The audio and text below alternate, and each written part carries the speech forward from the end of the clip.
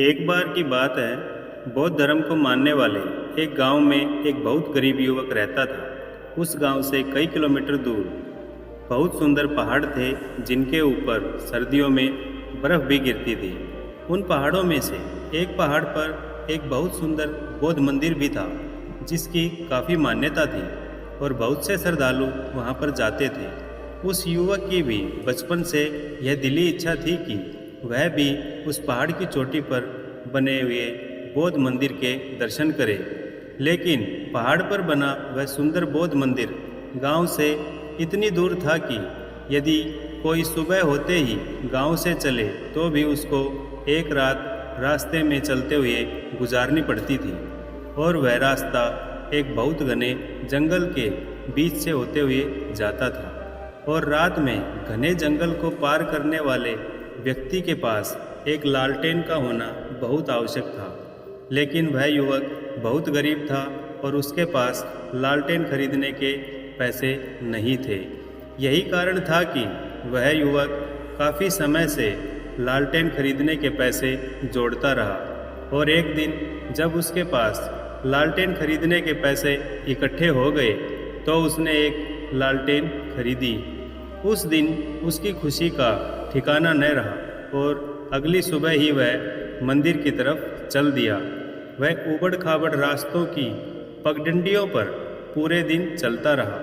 वह घने जंगल में भी चलता रहा और जब घने जंगल के बीचों बीच रात हो गई तो उसने अपनी लालटेन जगा ली और चलने लगा। लेकिन वह क्या देखता है कि घने जंगल में रात के अंधेरे में उसको तो लालटेन की रोशनी में थोड़ी सी दूरी के अलावा कुछ भी दिखाई नहीं दे रहा और वह डरने लगा।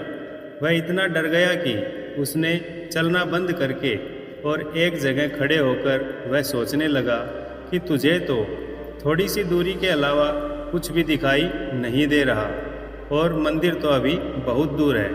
तू वहाँ कैसे पहुँचेगा? तुझे तो जंगली जानवर खा जाएंगे।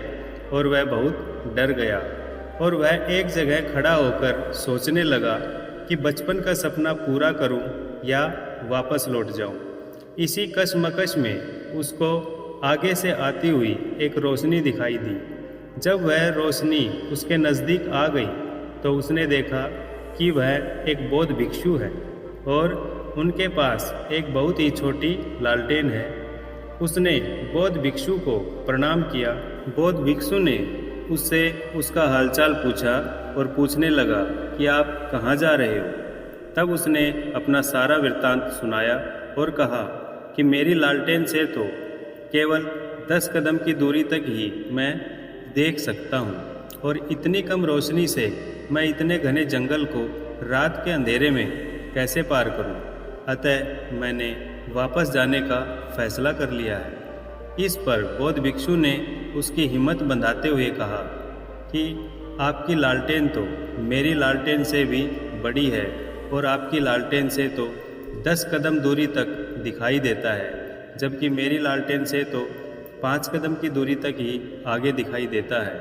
और जब मैं 5 कदम की रोशनी से बौद्ध मंदिर से घना जंगल पार करके आ गया तो आप 10 कदम की लालटेन होते हुए भी क्यों डर रहे हो। और फिर बौद्ध भिक्षु ने युवक को समझाते हुए कहा कि जब तुम 10 कदम दूरी तय करोगे तो लालटेन की रोशनी आगे 10 कदम तक बढ़ जाएगी और जब तुम आगे 10 कदम और जाओगे तो लालटेन की रोशनी और आगे 10 कदम बढ़ जाएगी। और इस प्रकार तुम आगे बढ़ती बढ़ती रोशनी से घने जंगल को पार करके पहाड़ की चोटी पर यानी कि अपने लक्ष्य तक पहुंच जाओगे। परंतु पहले कम से कम 10 कदम तो चलो। युवक की समझ में बौद्ध भिक्षु की बात आ गई थी और उसने बौद्ध भिक्षु को धन्यवाद सहित प्रणाम किया और वह आगे बढ़ गया। और इसी तरह आगे बढ़ते बढ़ते वह युवक अगले दिन बर्फ़ से ढकी पहाड़ की चोटी पर बने हुए बहुत ही सुंदर बौद्ध मंदिर में पहुंच गया और बौद्ध मंदिर के दर्शन किए।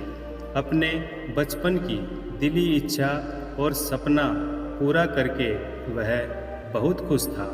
उसने अपनी मंजिल पा ली थी।